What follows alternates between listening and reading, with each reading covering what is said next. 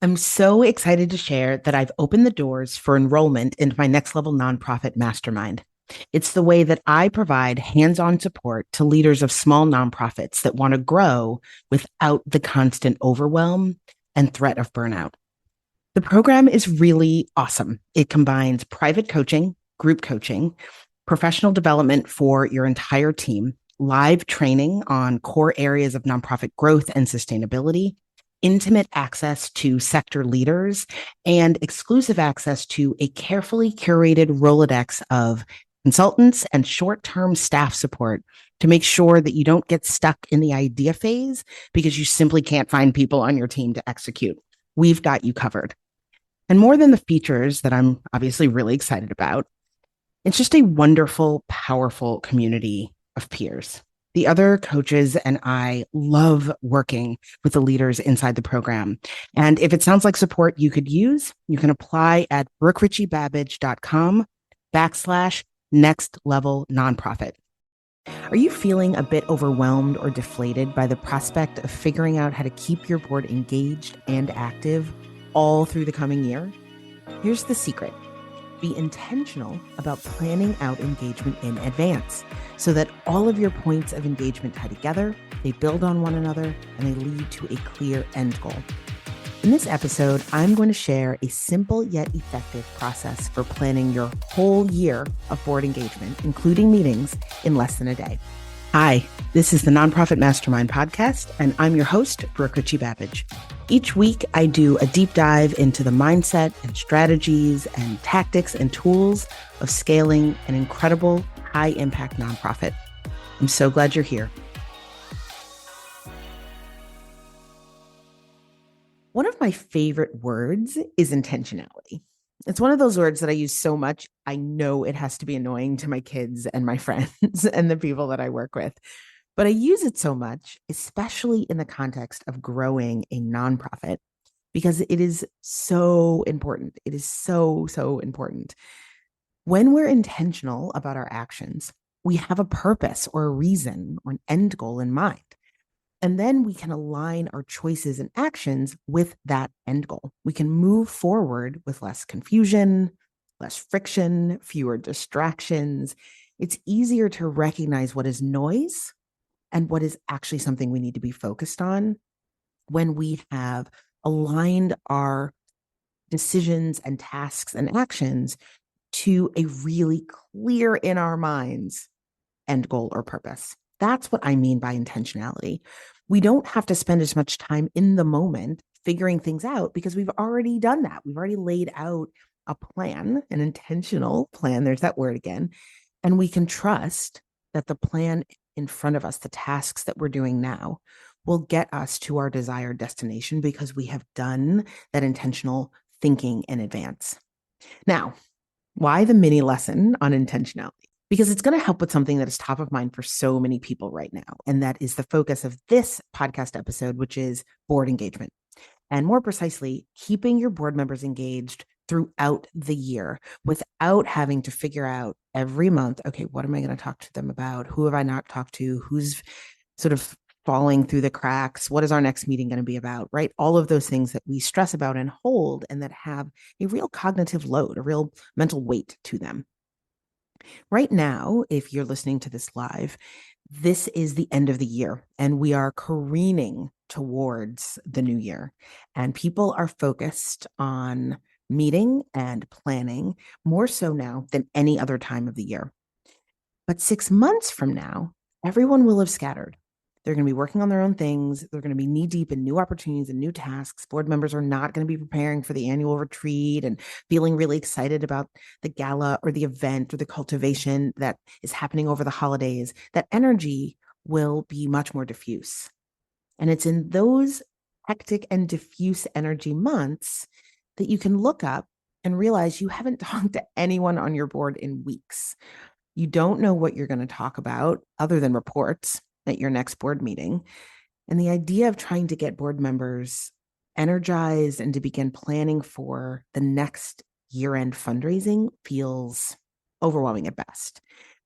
This is where the power of intentionality shines. Imagine you've already mapped out your check-ins with your board members. You know the days you're going to check in or the weeks you're going to check in, what you're going to talk about. You already know the core focus of each of your quarterly meetings, and your board members are consistently and easily engaged in meaningful ways in the work and plans of your organization without you needing to pull teeth every month or every few weeks. That's the framework I want to give you today, a plan for mapping your entire year of board engagement up front. Now, your first step in creating your annual plan is to pick a standard cadence of engagement touch points and to really commit to sticking to them. Now, don't worry about content, sort of what you're going to talk to them about yet. Right now, we're going to start with and focus on structure. So, step one, you're going to want to calendar 4 key types of board engagement. And there are 4 different types of engagement that we want to think about every year, and they serve a different purpose, right? Board meetings, board updates, board check-ins, and board inspiration.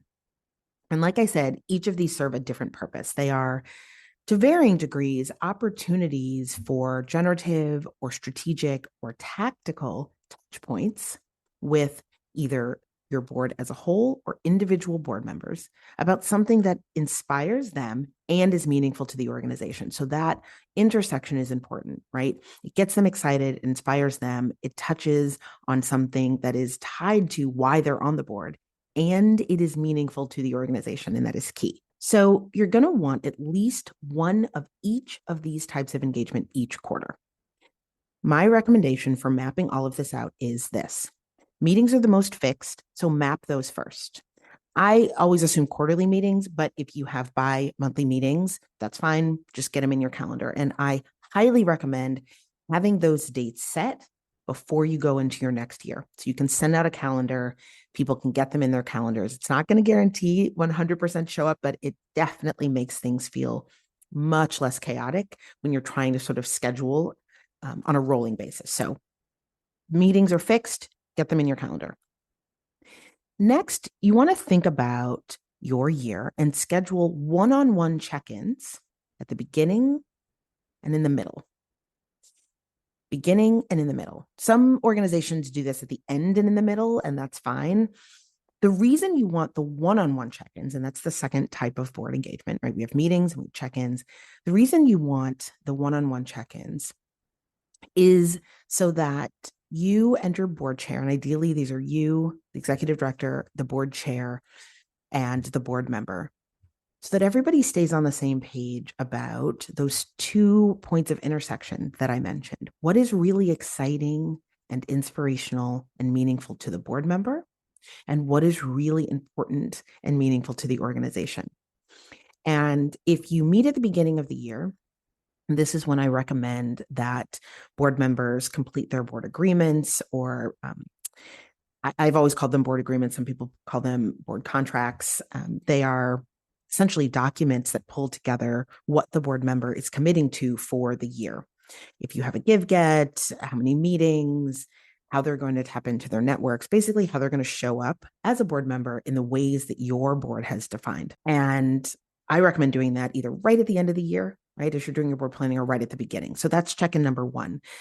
What do you want to do for the year? What's exciting to you? Here's what's coming for us organizationally. Where do you see yourself plugging in, and how can you be helpful, right? So that first one-on-one check-in is deep and meaningful, and it's about making sure that the interests and passions of the board member are aligned with the interests and needs of the organization. The mid-year check-in is just that. It's a check-in. How have things been going? Have you felt plugged in? Why or why not? Here's what you said you were going to be accountable for and responsible for in your board agreement. Where are you with these things? Oh, this part's been great, or this part hasn't been great. Let's talk about that, right? So these mid-year check-ins serve a really important sort of resetting and refocusing function in the board member's relationship to the organization and the board.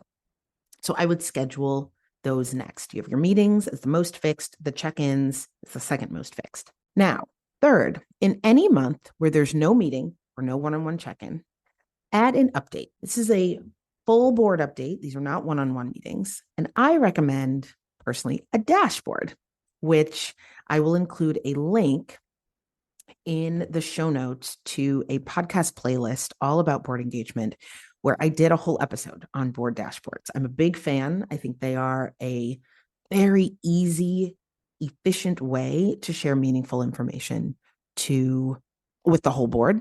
And I go through that in the podcast episode. And so you can find that in the show notes, BrookeRichie-Babbage.com/board engagement playlist. Also be in the show notes. So my recommendation for an update is a dashboard. I also have a bundle, a board engagement strategy bundle, where I'm including, in addition to the outline of this plan, worksheets, training guide, model calendars, board agendas, model board agendas, and examples of different kinds of board update dashboards, along with links to Canva templates. And that will also be in the show notes. You can get that at BrookeRichie-Babbage.com/board engagement bundle. So these updates they can be a dashboard, they can be an email, they should not be long, and they should be really tied to not sort of mundane, we hired 2 new staff people. That might be important. I would sort of bracket those. Really, the updates are a way for the board to hear from the executive director or someone on the leadership team about what's happening in the organization, and to tie it to topics and themes that the board has said they are interested in. This is why I like a dashboard, because you can have a whole conversation with your board as you're planning out the year and basically say to them, what kinds of information as board members do you really want to hear from us? Right. So there's fiscal and financial information. There's impact and evaluation information, thought leadership information. You may have board members who say it's really helpful for me to know who's on the team. So hiring and shifts in staff, right? You get to hear from your board what, as part of their duty of care, do they want to hear about? And then you share that information at high level in these updates. An email, lots of white space with bullet points or dashboard, something like that. So you want to do that in every month where there's no meeting and there's no check-in. And the reason that you don't need to do it in the months where there's a meeting and a check-in is you're going to be able to share the updates either in the meeting or in the check-in. So far, we have our meetings have been calendared. You've calendared or scheduled one-on-one check-ins with each board member, with the executive director and the board chair. Or if you have a lot of board members, you can split that up, the executive director or the board chair. And in any month where there's no meeting, there is an email blast update. So finally, you've gotten these calendared. You want to add your points of inspiration. And points of inspiration are the easiest. These are things like an article that you read that you thought board members would be interested in, a really awesome video or picture of one of your program participants or a community member or somebody impacted by your organization. These are very, very light touch. They are quick. They do not have paragraphs of words and information. They are just supposed to be inspirational. I read this book and it's about our theme, or it's about the issue that we all care about. I thought you guys would like it. I saw this article. I listened to this podcast episode. Here is a great letter that we got from somebody who's been impacted by us. These are really quick and they can come from anyone on your team. So this is a great way to pull in the people on your program staff who can be able to share what's happening in their world directly with the board. So you have your 4 types of engagement calendared: your meetings, your check-ins, your updates, and your points of inspiration. And you'll see if you write this on an actual calendar, and in the board engagement bundle, there's a really nice sort of calendar that maps this out for you. But if you put them on your calendar for the year, you'll see that most months have 2 engagement points and they are small, right?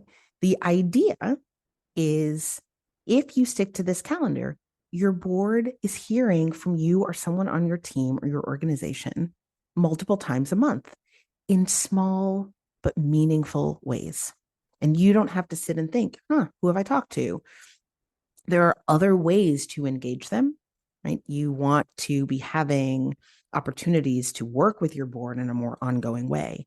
But just staying top of mind and sharing information that is at that intersection of meaningful to them and meaningful to the organization is a really powerful way to keep them engaged in the orbit of the organization throughout the year. Now, after you've mapped your cadence of these 4 types of engagements, my recommendation is just specify dates within each month and go ahead and mark them on your calendar.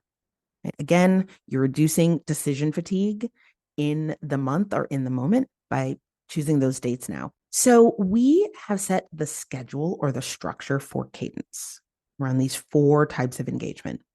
Now it's time to pre-think about content, right? Which is the other piece, structure and content. What are you actually going to talk to them about? What are you going to engage them around? Just like with structure, doing the thinking up front saves you from decision fatigue in the moment, and it ensures that there's a continuity wherever you would want that continuity to be. My recommendation is organizing your year around an arc.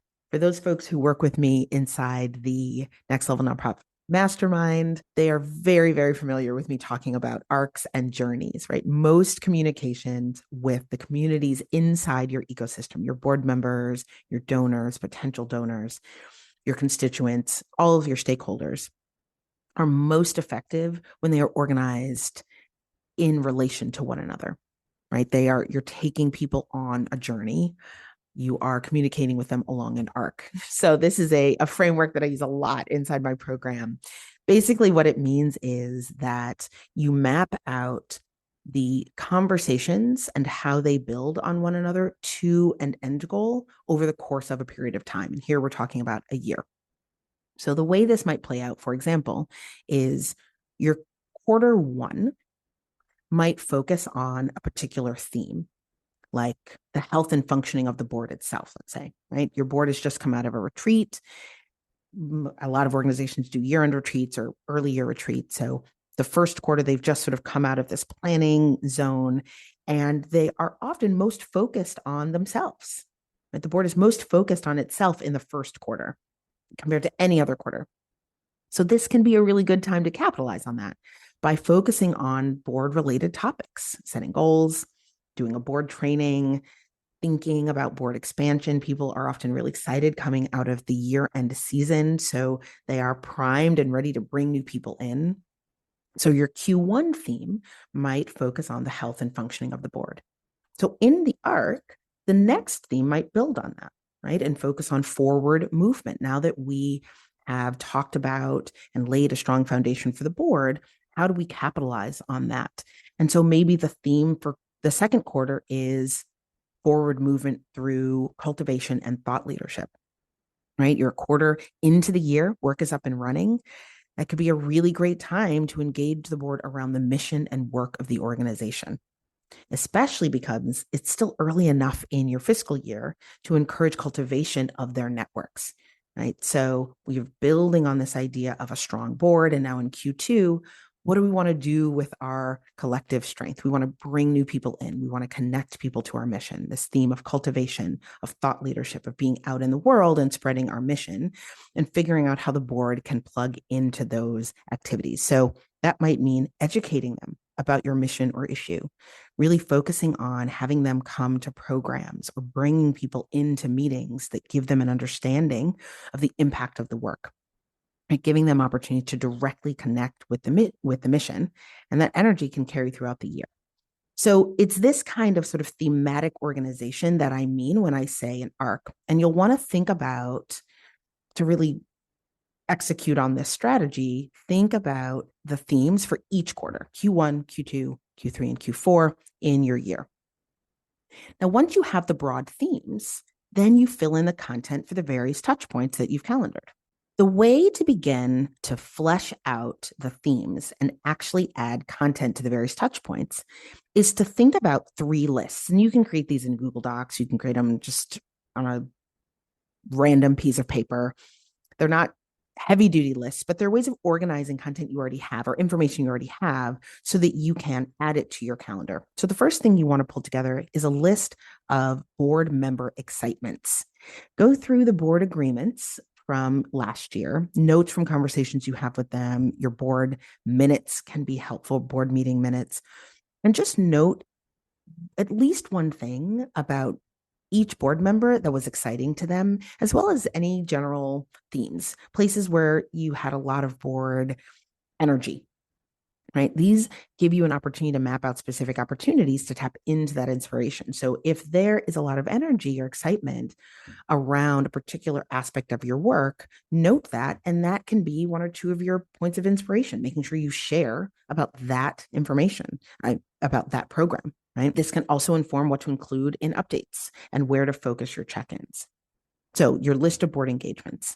Second, you want to make sure that you have written down your organizational and board goals for the year. These are going to help you identify and plug into key discussion topics for board meetings and updates. Even if it's as simple as this is where we are with respect to our board goals, this is where we are with respect to our organizational goals, it's a great source of content for updates. And finally, you want to write down your key events. Do you already have dates in mind for program launches? Are you bringing new people on board? Are you expanding? Is your gala already planned? Do you have cultivation events planned? These may shift as the quarters progress, but if you have them for the first and second quarters, that would be ideal.